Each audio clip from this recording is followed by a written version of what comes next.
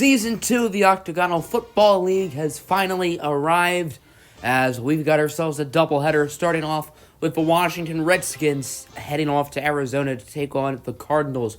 Washington dealing with some inter-team drama as their coach DeAndre Phoenix was suspended indefinitely yesterday by the league, and the details will not go deep into this video. So here we go. Season number 2 is officially underway. A return to about the 25. So here comes out Nick DeCoach's squad, led by quarterback Mitchell Trubisky. And the common theme in this one was defense. But here's a nice offensive play on 3rd and 8 as Trubisky gets the first down over to Curtis Samuel, the former Ohio State Buckeye.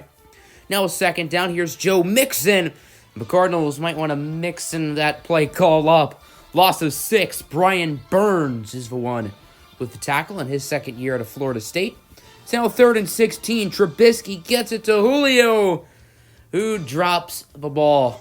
These receivers had a case of the Nelson Aguilar Butterfingers, am I right? So here's the Redskins offense, led by rookie Tua Tagovailoa, making his OFL debut. 3rd and 3. Tua trying to get it off to his running back.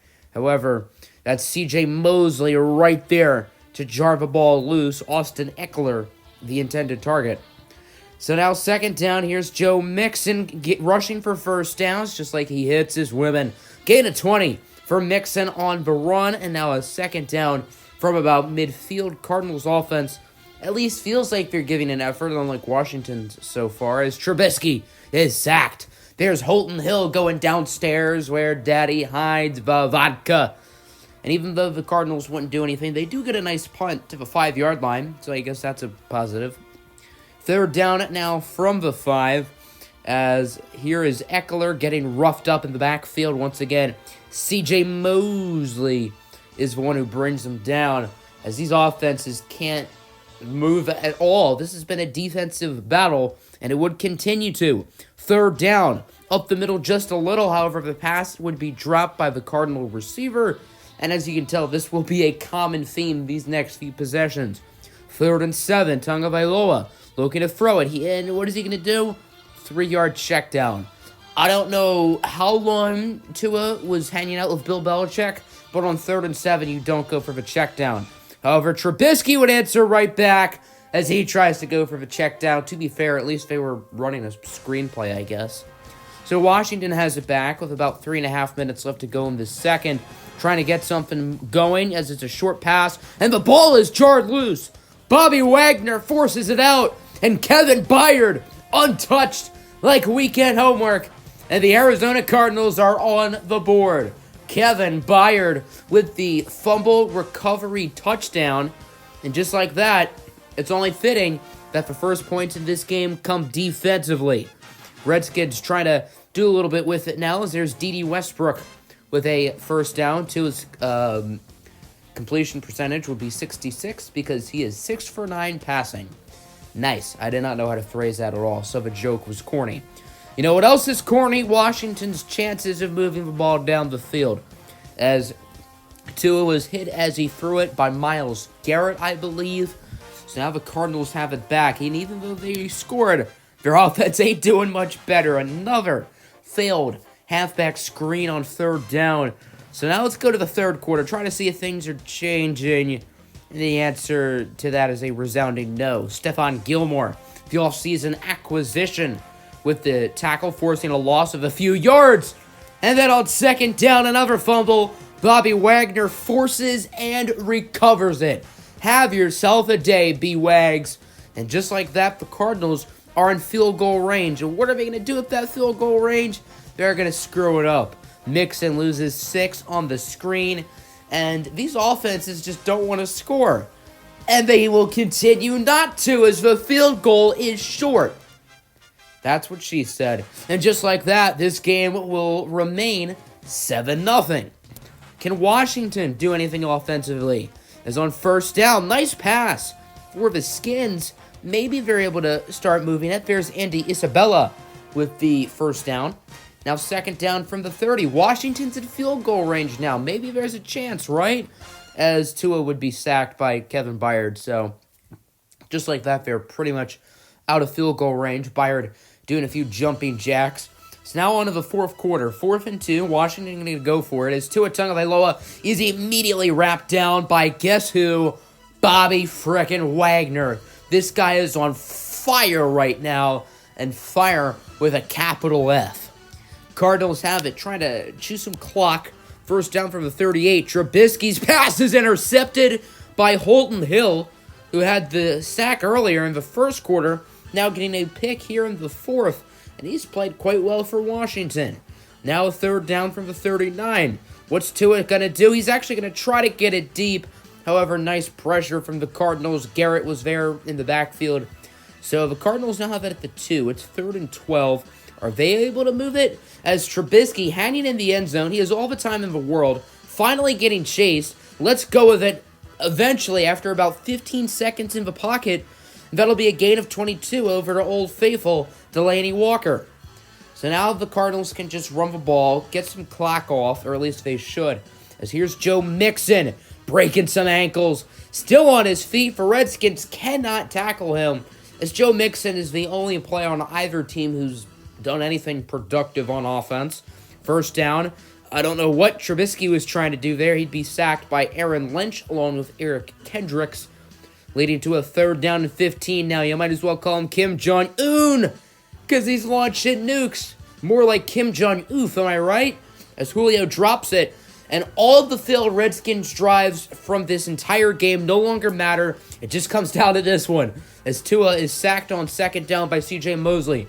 Now a 3rd and 20. Tagovailoa, what's he going to do? Screen over to Austin Eckler, who actually gets for first down. So the check down, if you will, I put check down in quotation marks because that's not really a check down. It actually works, and that'll be a first down. So now for the 42, Tagovailoa up the middle. Nice pass over to his college teammate, Henry Ruggs III. Now from the 33, Washington still has a timeout.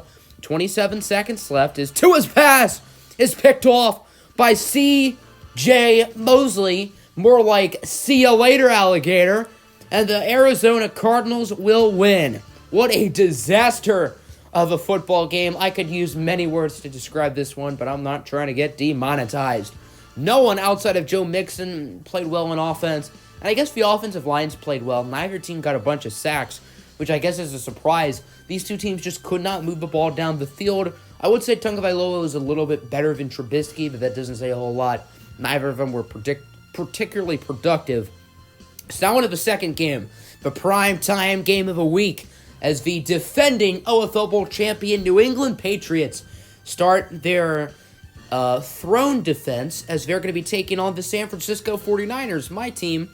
And the 49ers are the sexy preseason pick to win it all. A bunch of big moves in the offseason. These two teams actually made quite a big trade, basically swapping Joey Bosa for Michael Thomas.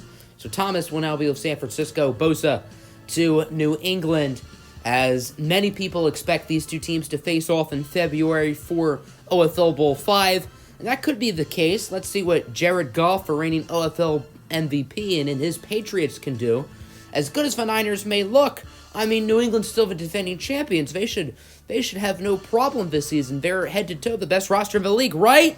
Wrong. First play from scrimmage, Goff is intercepted by Richard Sherman. And this game got off to a fast start. The Cardinal-Redskin game looked like a battle of the retirement home, folks. And now, this might be an actual ball game. 3rd and 1. Niners have it at the 9, as here's Kareem Hunt, who would not get the first down. Rough day for Kareem Hunt, as he got hurt twice. His second injury was a torn pectoral, and his season is done.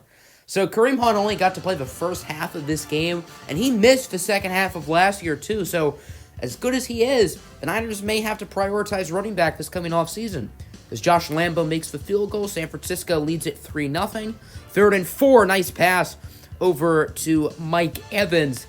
Evans was basically the OFL Bowl MVP. They gave it to Telvin Smith, but Mike Evans was far and away the best player in that game. And New England's dramatic win over Philadelphia. 3rd and 4, this time it's Adam Thielen. The Patriots have a number of receivers you can throw it to. Of course, they had Michael Thomas. They've added Keenan Allen this offseason too. So their receiving core is kind of nice. Oh, they also added George Kittle, might I add. As there's Derrick Henry He has wide open holes. That's what he said.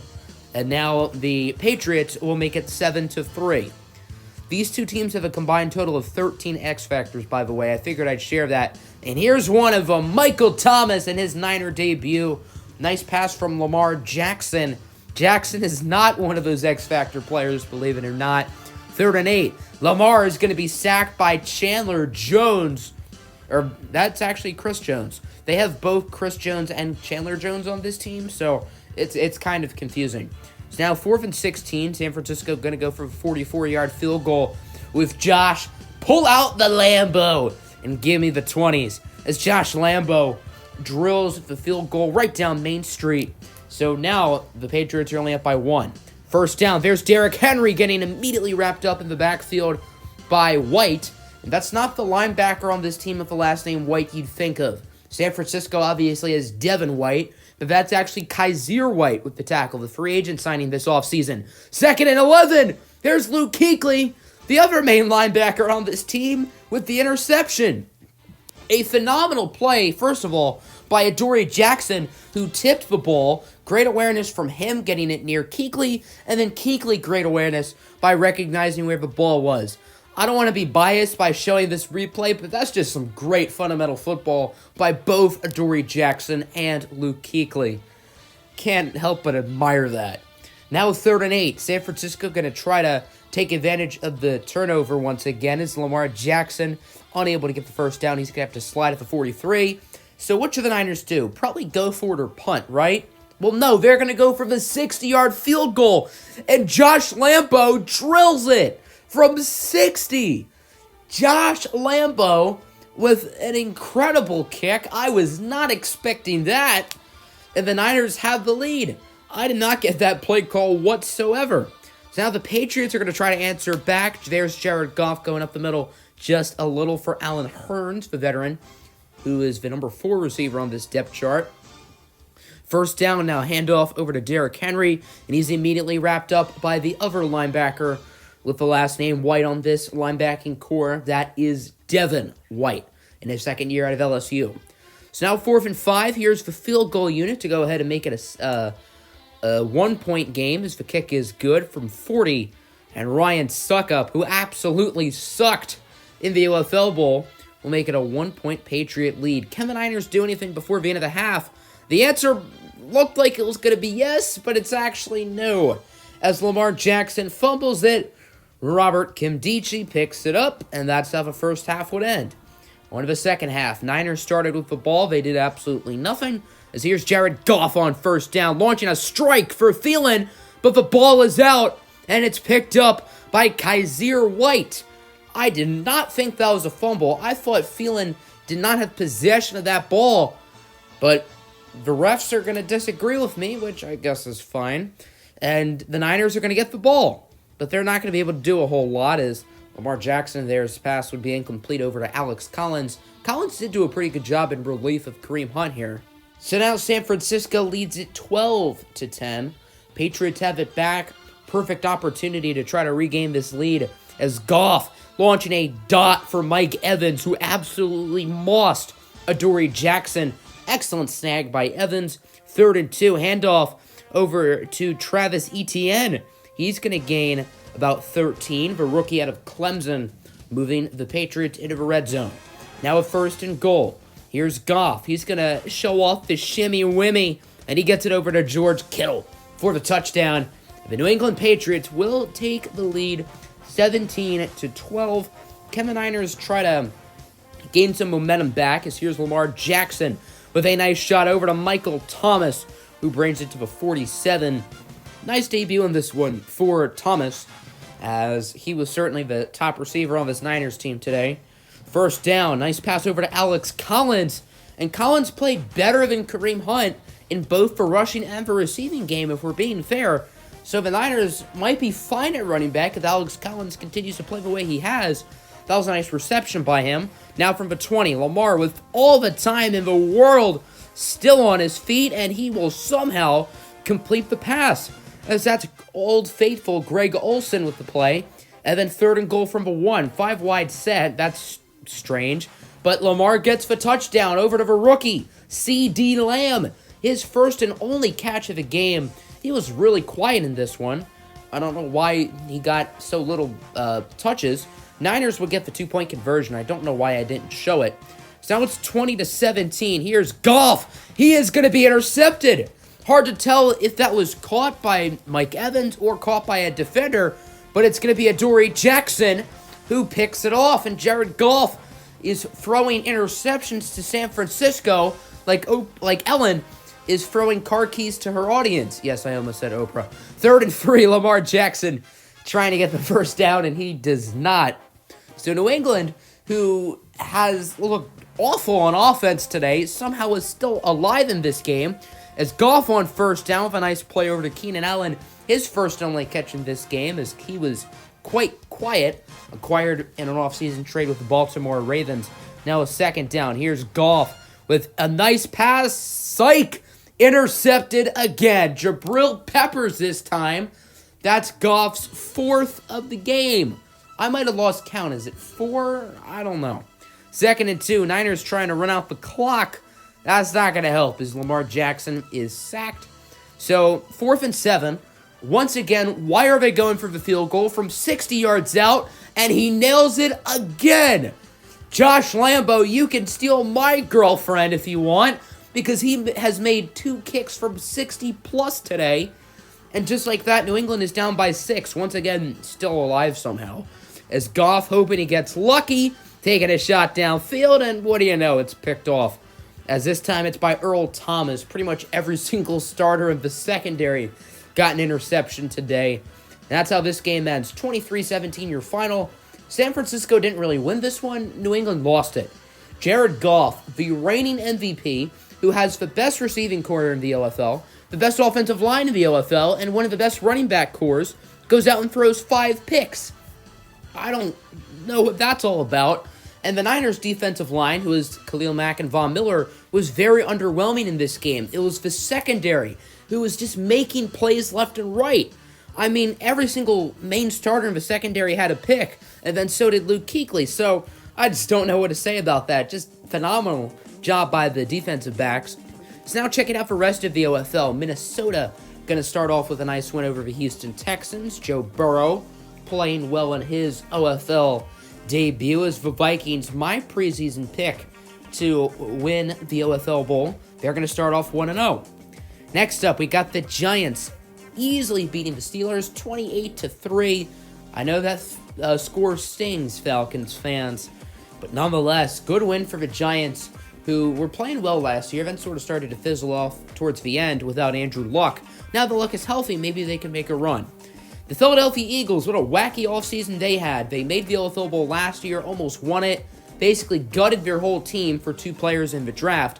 They didn't get either of those players, might I add, but they're still going to win here with a nice debut from rookie quarterback Marquise Way. And they beat a good team in the Baltimore Ravens. The Ravens made the OAFC Championship last year, and they won their last, 8 games of a regular season, so the Ravens are no slouch. Cowboys beating the Rams in overtime, 27-21. 2 scores from Ezekiel Elliott. He led the way for them boys, as they're going to start this season off 1-0 as well. So everybody in the NFC East gets to start the year off 1-0, except for Washington. Next up, Bucks defeat the Packers. Tampa Bay's offense is right back from where they left off last year. Matt Ryan and Le'Veon Bell is one of the best backfield, in the OFL. Wrong sport. Chargers beat the Dolphins 27-17. Excellent day from Tom Brady.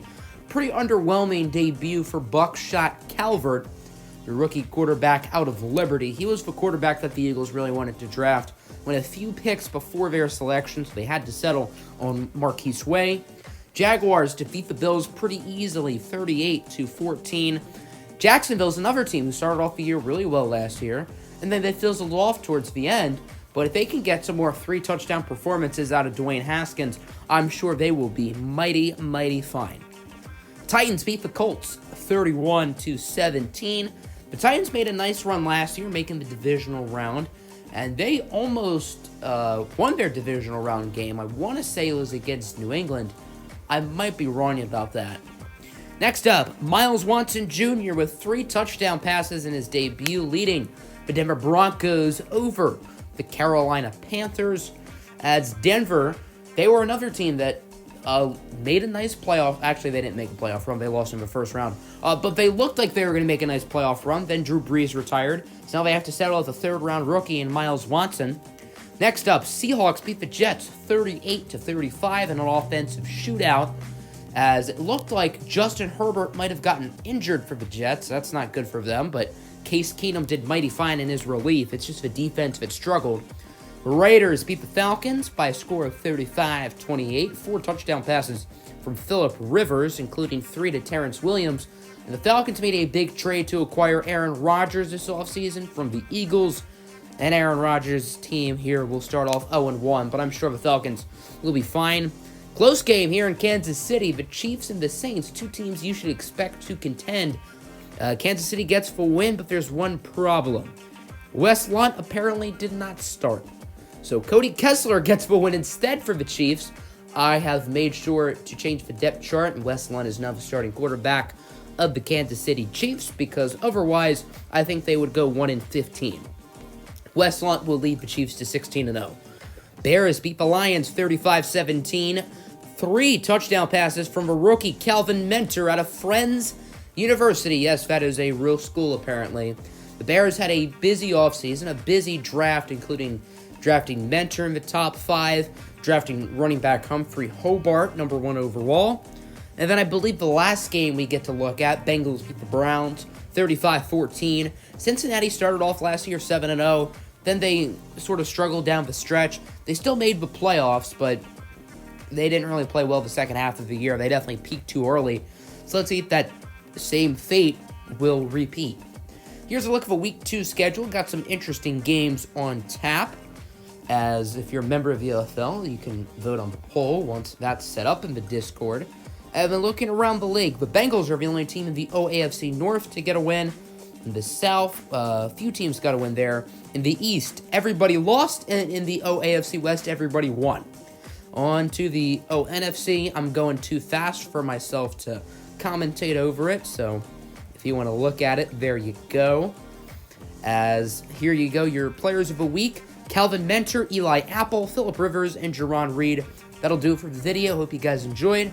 Have a good one. Peace out. And the Texans choked a 24-0 lead. Nice.